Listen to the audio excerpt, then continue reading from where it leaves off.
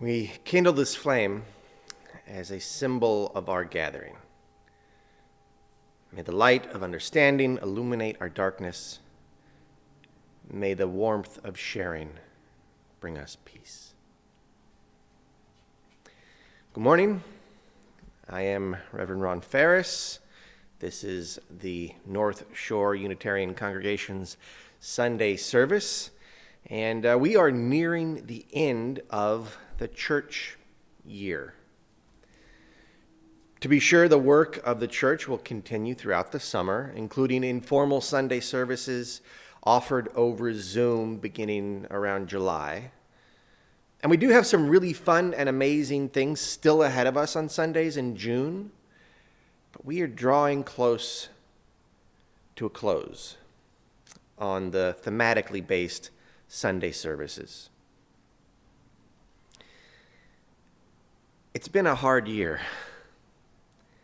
COVID and a challenge to our congregational integrity have shaken us. But we remain. And we are and will be stronger for the tumult.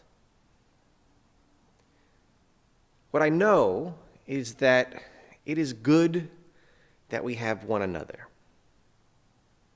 and that you have each other. It is good that with the world otherwise necessitating isolation, you all have created spaces to connect with each other and with your deepest selves.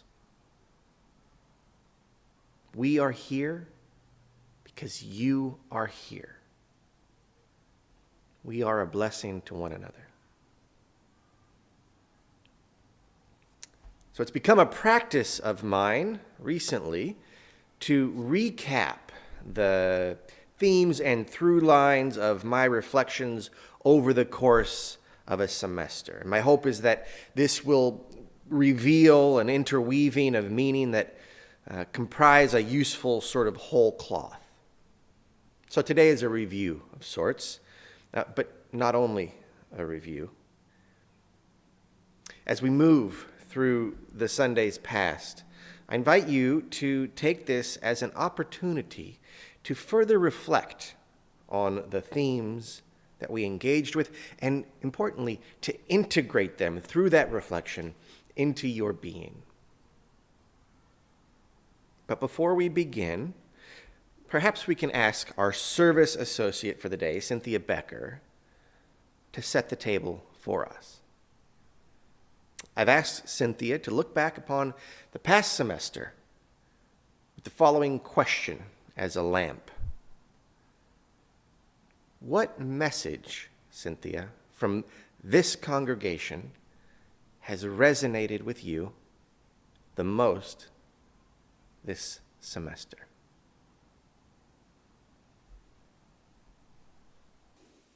Good morning, Ron, and good morning to everyone joining us on YouTube this morning. Well, when it comes to this year, to quote Jerry Garcia, what a long, strange trip it's been. 18 services we have built or assembled along with 110 videos, and that's just since the beginning of the calendar year. So when I had the opportunity to watch each and every service, sometimes a few times over, as we had to fix a few things in post, there were lots of aha moments that were there for me almost every week. So a daunting task to tease out just the ones that got deep in my bones. I mean, where to start?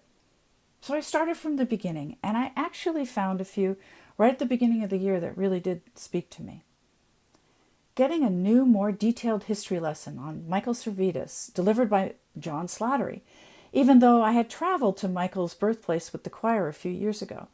How much Michael had to endure his faith, which reminded me of the endurance test we all seem to still be taking with this pandemic. Soldier on. Both Dr. Laura Cowton and Rebecca Lindley talking about imagination and the crucial difference between the typical I can't imagine versus I can only imagine. Where the former seemed almost kind of dismissive and the latter seems more warm and welcoming and inclusive. I have started to use the latter in my life, which has only made me more inquisitive, open, and hopefully a better listener. But I was especially challenged by the service on seeking forgiveness. As Ron so accurately pointed out, and I quote, "It's easier to think about forgiveness when we are the ones doing the forgiving. And the far trickier thing is to talk about forgiveness when we are seeking forgiveness." Coming from a split Catholic-Jewish background, I certainly know a lot about guilt. Sometimes I kind of look down and see if there's a big G etched on my chest.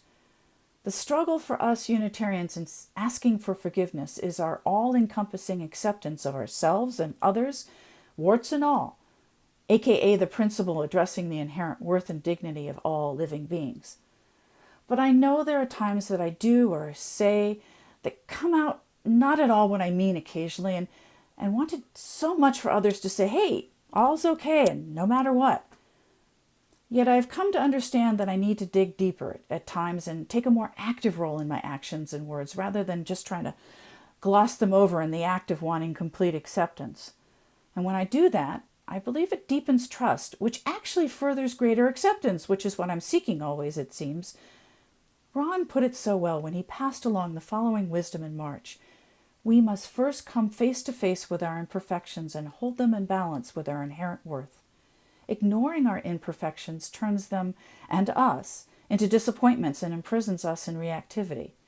Facing them, comprehending them, frees us from reactivity, which to my way of thinking is the only kind of pure, unmitigated freedom that is possible. And it feels good, and does good. End quote. A wonderful practice that I have embarked on this year, and I know that my relationships have benefited as a result. Now please join me in singing our first hymn, We'll Build a Land.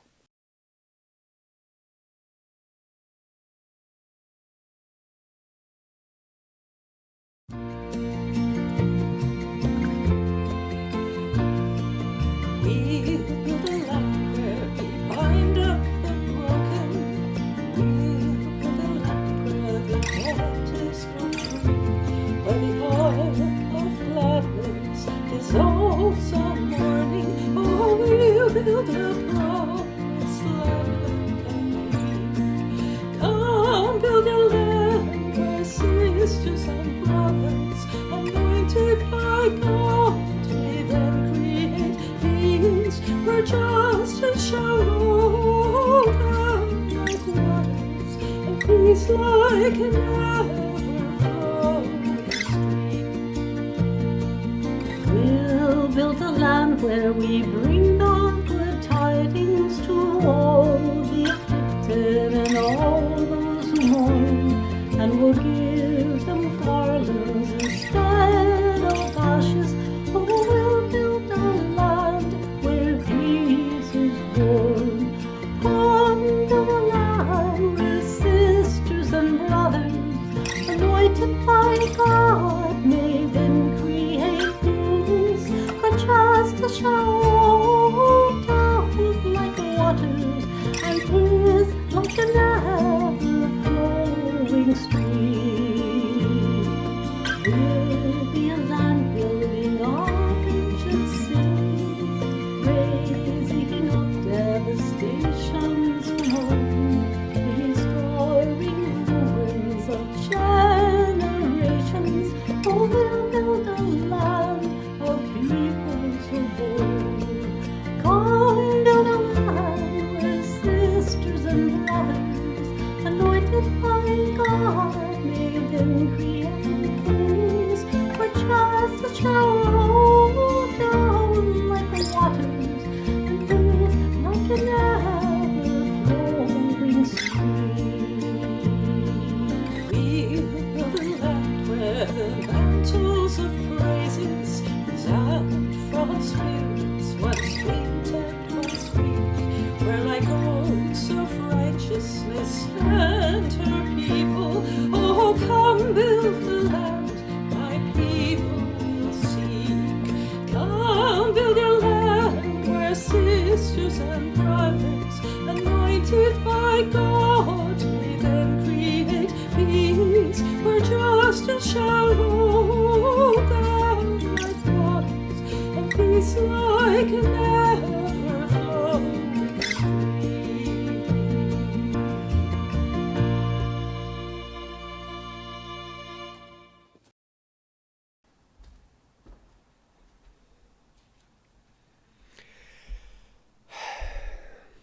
So, in the depth of winter,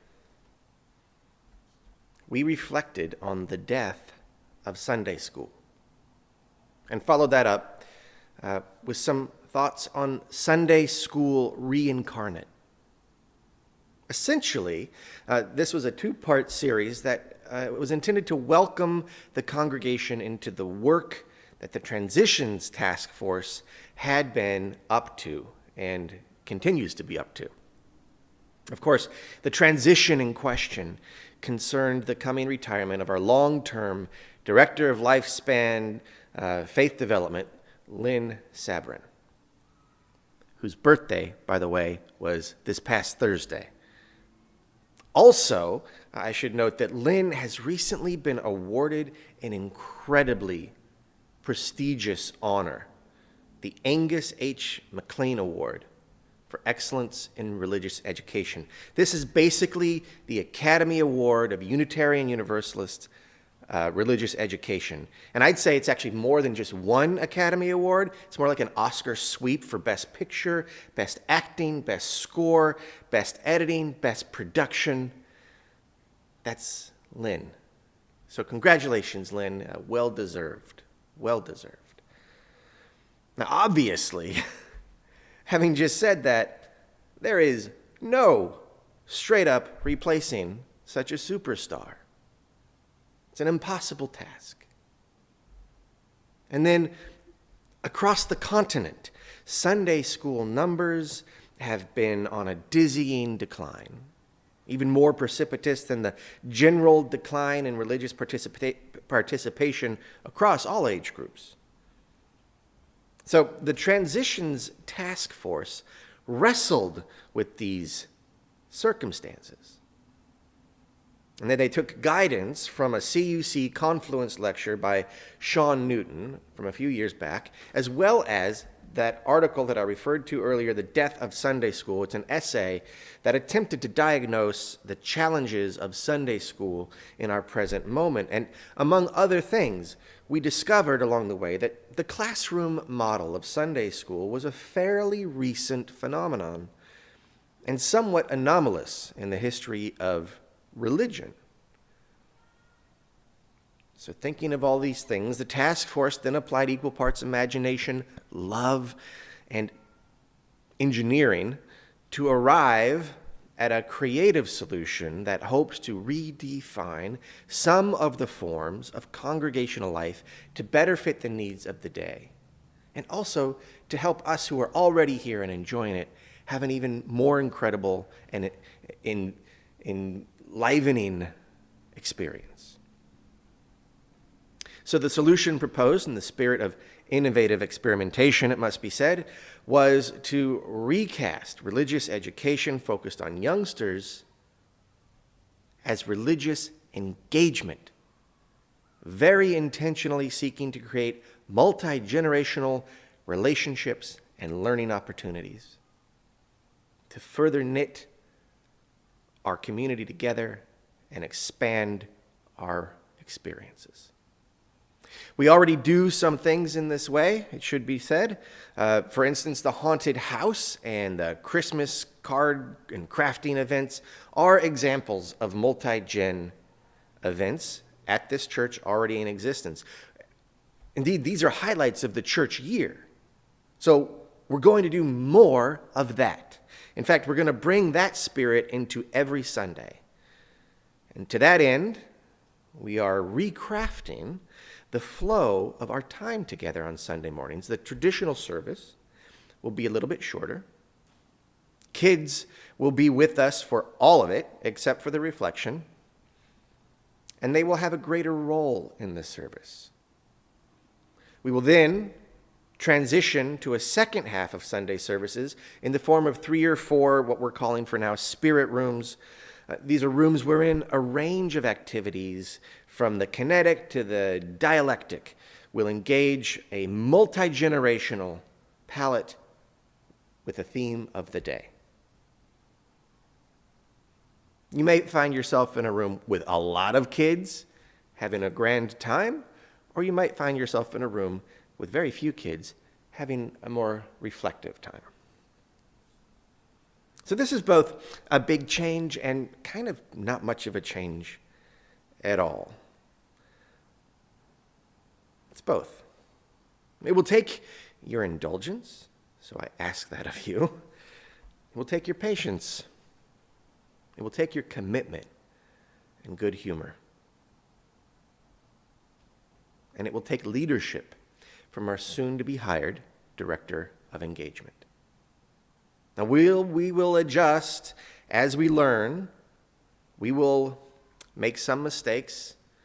We will fail and improve over time and dial in to the exact frequency and themes that we want to continue working with.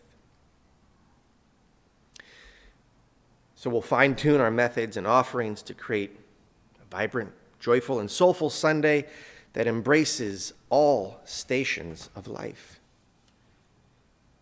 I should note that as I described our charted course to my colleagues, North Shore Unitarian quickly became the envy of our tradition. Everyone knows the Western religious forms need reimagining. So in this experiment, all eyes will be on us, along with our newly minted director of engagement, as we endeavor to make religion more relevant to the world and more vibrant in our hearts.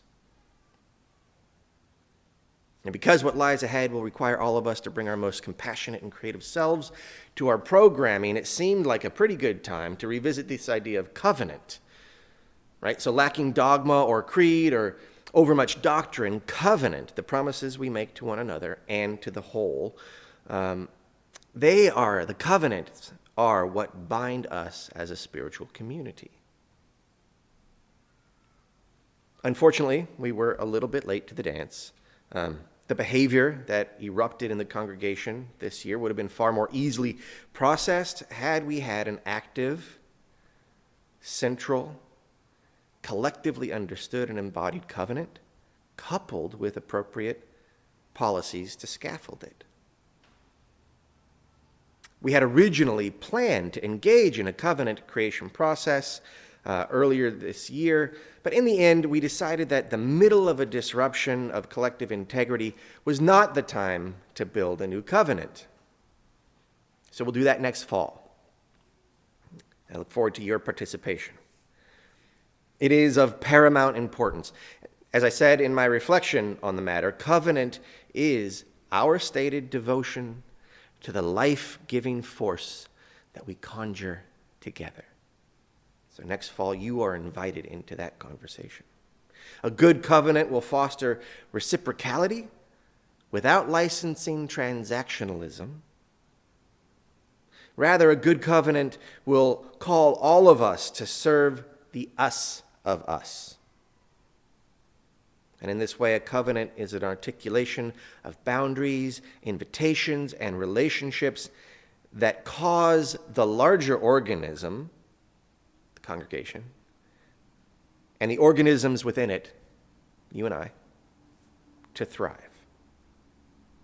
Covenant is our stated devotion to the life-giving force that we conjure together. It's sort of a spell casting, but more on that in a bit. So that's a nice segue into what we reflected on next, our ecolocation. Here we leaned into the resonances between ecologies and communities, and we found that community is a way of building depth, and that depth is a measure of spiritual connection.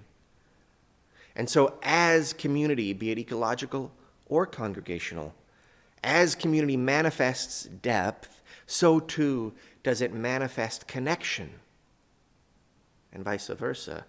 So that said, it must be noted that this deeper connection must not only affirm you,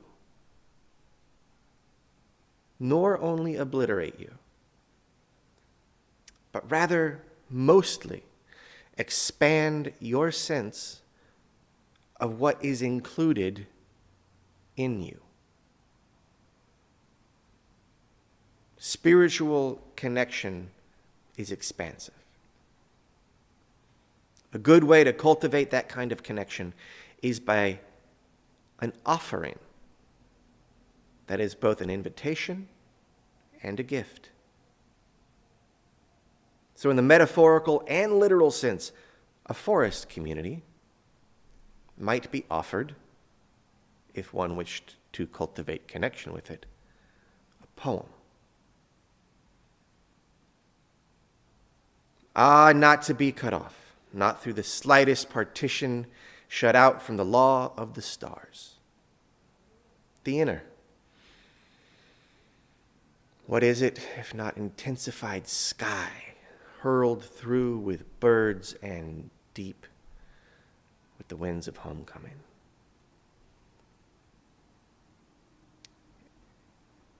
you could bring your poetry to this place.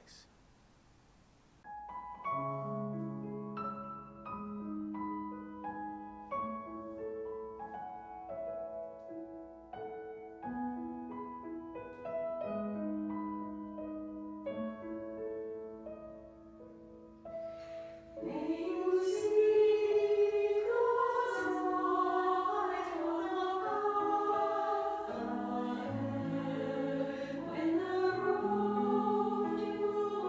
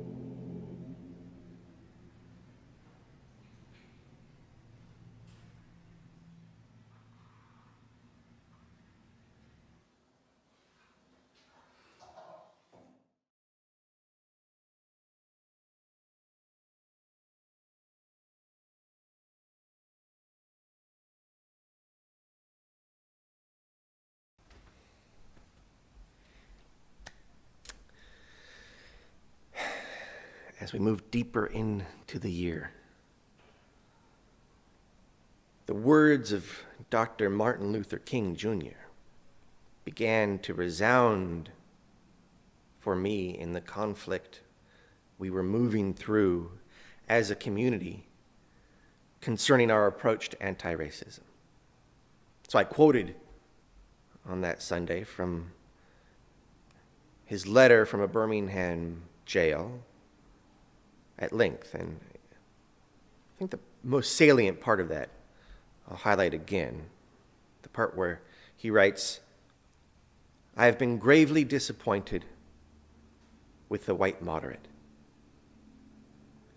I've almost reached the regrettable conclusion that the Negro's great stumbling block in his stride toward freedom is not the white citizen's counselor, nor the Ku Klux Klanner, but the white moderate, who is more devoted to order than justice." Now, he was writing about a particularly American 20th century incarnation of a problem that has been present for centuries. Indeed, it is still present. And he could have been writing about us. Now, we call that feedback. It is a helpful and clarifying call and challenge. Now, to be sure, since he wrote that, we've actually made a lot of progress, both as a society over decades and as a congregation over years. But we still have work to do. I know we've been doing our best in the midst of our inherited turbulence to make sure everyone stays in the boat. But as poet, playwright, author, dancer, director Maya Angelou said, do the best you can until you know better. Then, when you know better, do better.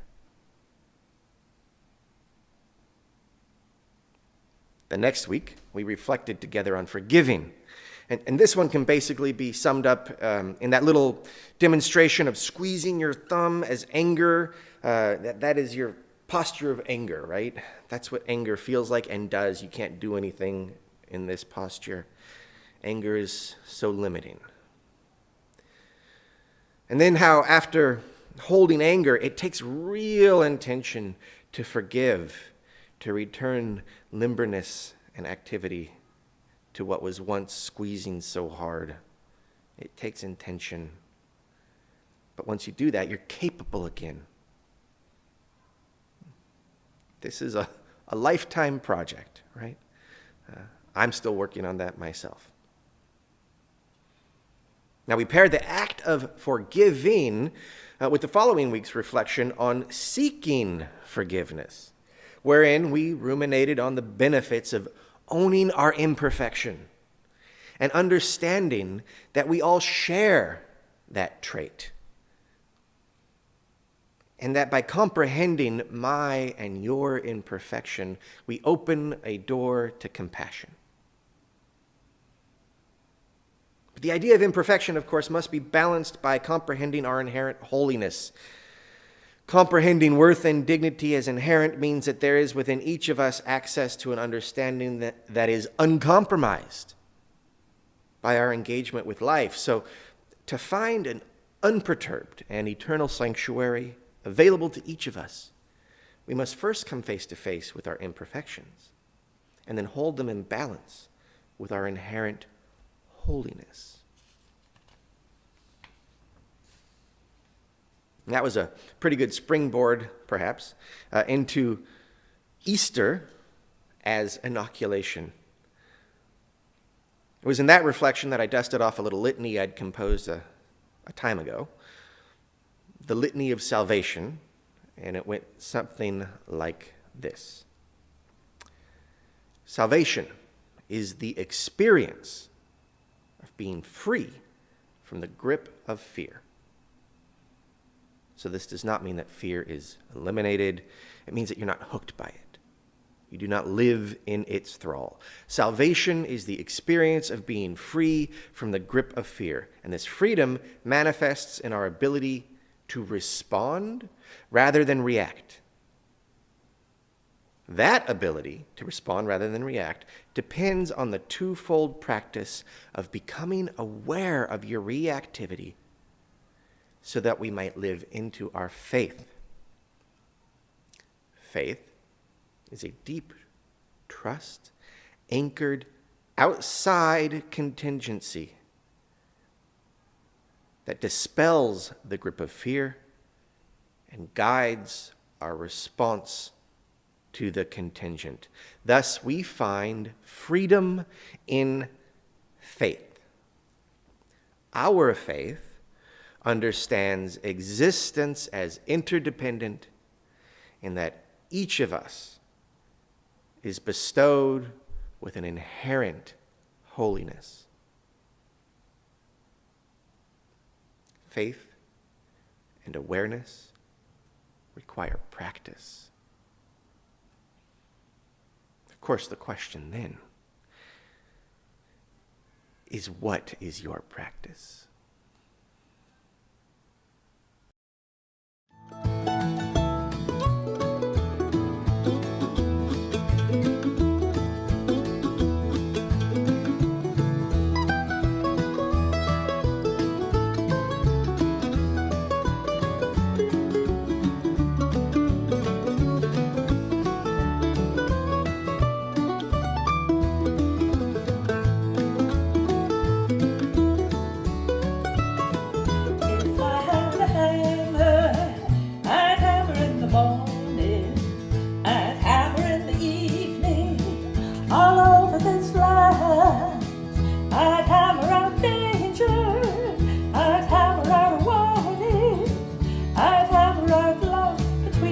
Brothers and my sisters are all over this land.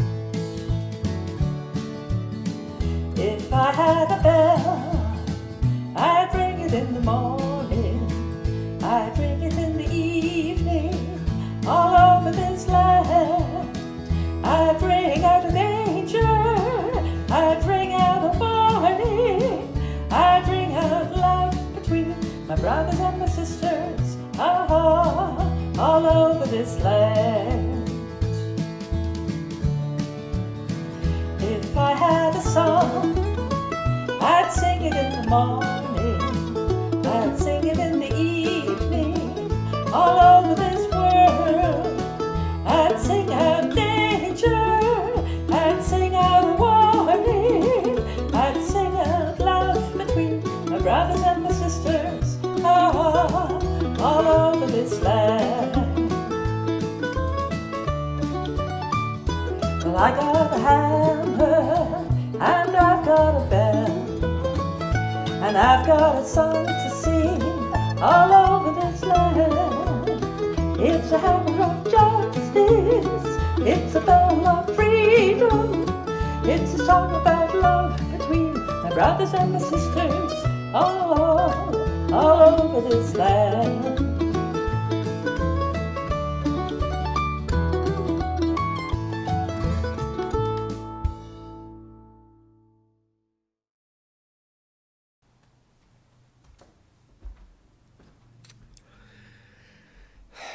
So the final third of our semester started out with a bang.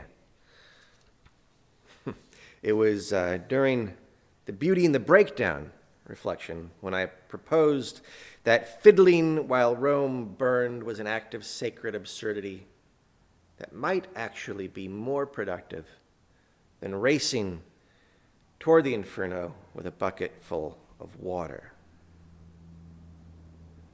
Another version of that very same theme is one of my favorite stories of all time that I didn't tell then, but I'll tell you now. There was a man who was being chased by a tiger, and he was chased over the edge of the cliff. As he leapt over the edge of the cliff, he grabbed onto a vine and hung off the edge of a cliff and began to lower himself down. Unfortunately, the tiger's partner was at the bottom of the cliff. Tiger above, tiger below. The man just thought, all right, it's a matter of survival. I'm going to wait here until the tigers leave, find some other food. At that moment, 2 mice came out and started nibbling at the vine above him. As the vine was nearly severed, the man looked over and noticed that right next to him, out of the crag in the cliff, grew a strawberry bush with red strawberry on it. And he reached over, plucked it, took a bite, and said, "Delicious."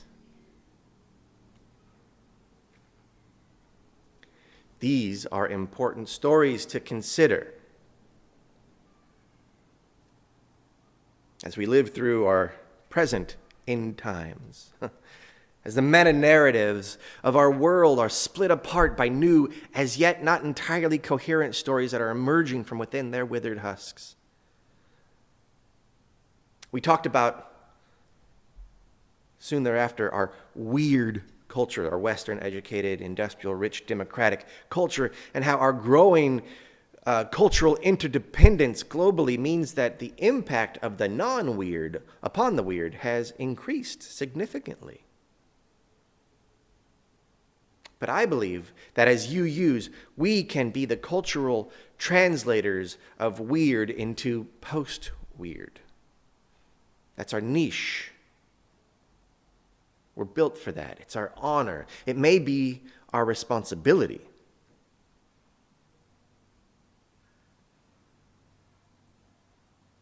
To escort our culture into a more expanded sense of itself and a world that is both necessary and better. But it means, and I need you to hear this, it means we will look and see differently than we do now. The following week, we indulged the power of stories and wondered what stories were running in us, unconsciously at times, and creating our reality. It was in this reflection that one of my favorite nuggets revealed itself to me. One of my favorite nuggets of this semester.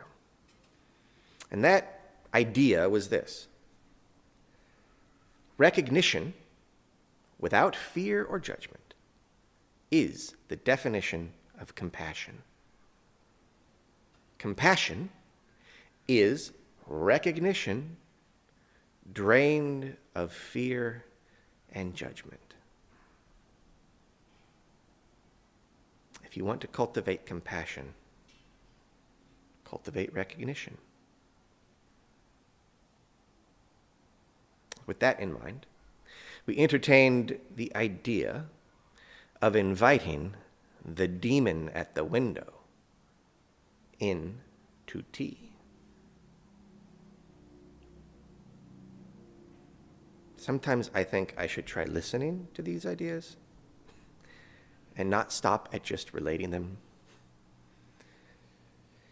Finally, a couple of weeks ago, I tried my hand at spell casting. That is, I attempted to weave a disposition out of earnest intent, humble approach, and simple literary techniques ravishly employed. A very small snip from the mid of that spell reads as follows: the specifics of your fractures are not unfamiliar to the faces in the mirror of the world you see. They are, indeed, your initiation into a civilization who forgot how to perform it with purpose, the cost of our uncoupling. They are your many deaths. and you, still here, are their transcendence. And you are still here. This, right now, is the transcendent moment of all your previous moments. Be welcome in it. Recognize it. Recognize it.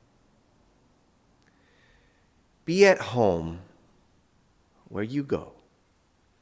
In this mutual, reciprocal world, forgiven, forgiving, and absurdly beautiful, cultivating connection. I am of thee, you are of me.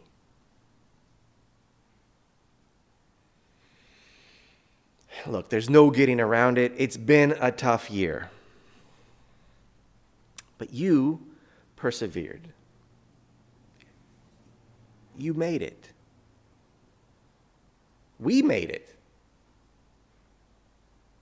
And you made this place. And you made this place better. You matter. Be assured.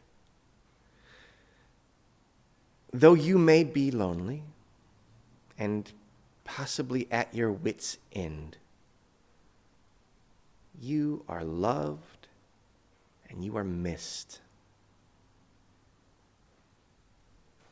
Hang in there just a little bit longer. I know you can do it. Hold on. And soon you will be held again. This past week, a number of you all came by to wish Lynn a happy birthday. And during that time, a couple of things stood out. One was how strange it was to see people's feet again. I haven't seen your feet in so long. It's a weird thing to notice. And yet, it was something that more than one person remarked on, how odd it was to see people from, the rib cage down. And so I look forward to your toes. And maybe we'll have a shoeless Sunday in order to celebrate that someday. And the other thing was, I was remarking on how amazing it felt to have people in the building. Not a ton all at once, but a nice stream. And Gary Robinson said to me, all it takes is people. And it felt so profound and hopeful. I can't wait to see you all again.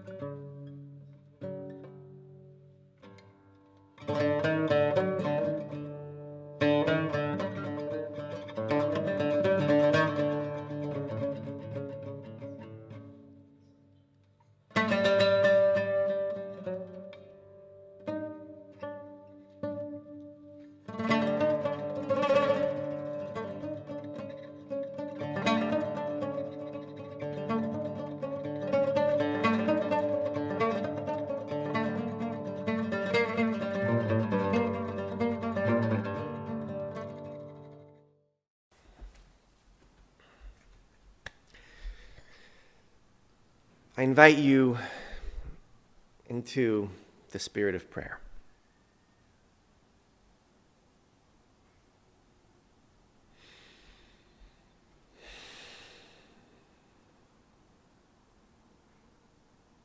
Son, we thank you for your warmth, for your awakening us. Earth, we thank you for holding us. We thank you for our bodies and our senses and your bounty. Water, we thank you for life, for incubating our consciousness.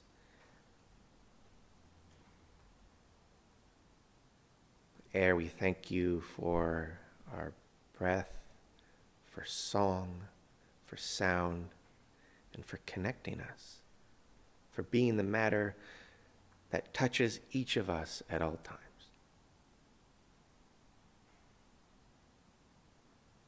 We are surrounded, embraced, upheld, and beloved by these four elements through which we move, in which our lives take shape. And we're so grateful that our lives are companioned by one another.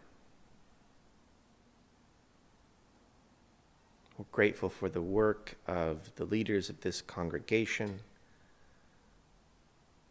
for all the volunteers that make this place, for all the volunteers that look from within this place to the outside world and see what we can learn and see what we can affect. And we pray for the continued resiliency and creativity and energy to move in that way, so that this place becomes a sanctuary of sanctuaries.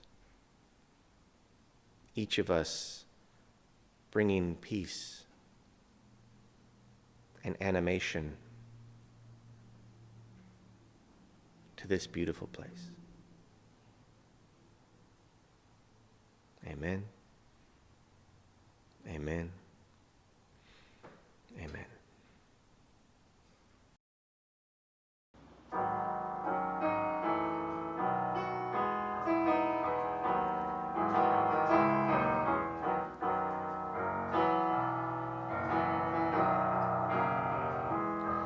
The promise of the Spirit, faith, hope, and love abide, and so every soul is blessed and made whole. The truth in our hearts is our guide. We are answering the call of love. Hands joined together as hearts beat as one. Emboldened by faith, we dare to proclaim we are answering the call of love. Sometimes we build a barrier to keep love tightly bound, corrupted by fear, unwilling to hear, denying the beauty we found.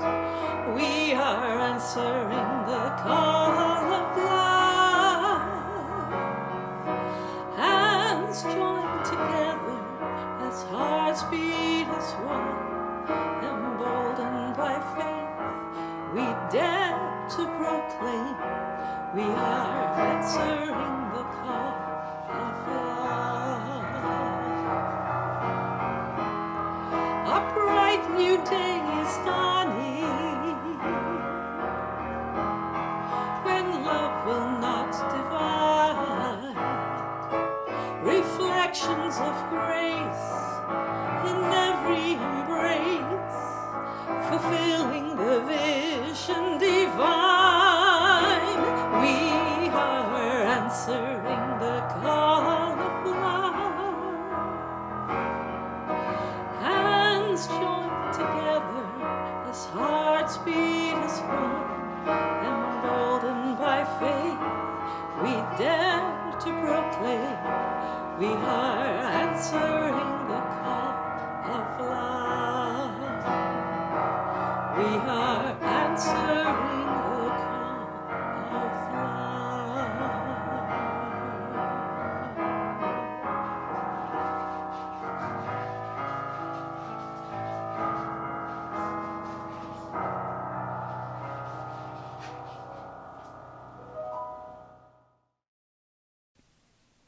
We are the North Shore Unitarian Church, and our mission is to empower people to live with greater depth, meaning, and purpose. In this community, we celebrate people from all walks of life. No matter how you make your living or how you experience the sacred, no matter who you are or who you love, we hope you will feel welcome. We are a busy congregation even in the pandemic with lots going on, so please read your e-bulletin and check out the website for the latest information. Here are a few things I'd particularly want to draw your attention to. Please, please, please send us pictures of you and your flowers for the flower communion service by June 1st. Email your pictures to pics@northshoreunitarians.ca and make sure to put the S at the end of the Unitarians or your email won't go through. Church office is closed tomorrow, Monday, for the holiday, but the staff will be in for the rest of the week. Record your 1-minute vid hug for Lynn. Find the link in the e-bulletin or on our website, or even call the church office if you can't find it. Are you relatively new to NSUC? If so, you're invited to a meet and greet with our minister next Sunday at 4 p.m. via Zoom. Get the Zoom link from our e-bulletin or contact our church office. Today's featured image is by Lisa Oshevitz. She is our artist for the rest of this month. And speaking for the rest of the month, our outreach recipient for May is SOS Children's Village. Do text a dollar amount to 604-200-3443 or pay by check or e-transfer, which can be sent to our church office by the end of this month. And now we will extinguish our chalice. We extinguish this flame, but we carry with us the light of vision and the warmth of hope.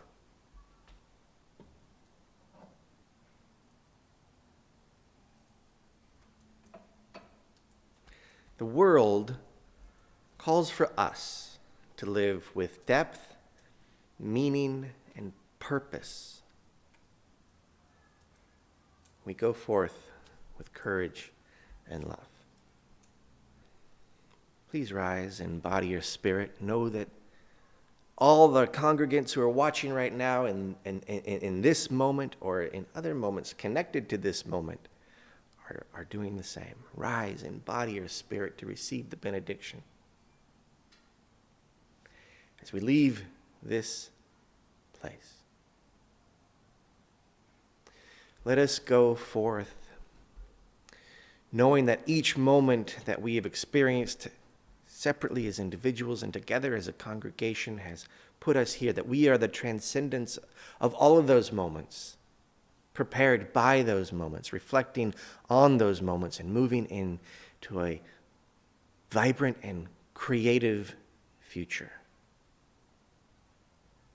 And soon it will be time to go dormant for the summer, to some respects. So let us soak up that sun and store it as energy in our cells, so that when we come back in September, and I pray and hope, I think reasonably that we will be back together in September, our joyful noise will be heard in the heavens. Go in peace, and let's go singing.